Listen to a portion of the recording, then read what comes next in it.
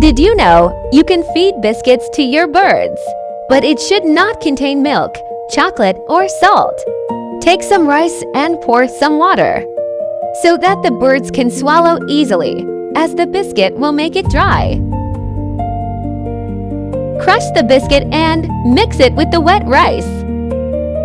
Mix it properly and it is ready to feed. Make sure it is not too dry. You can add water if needed.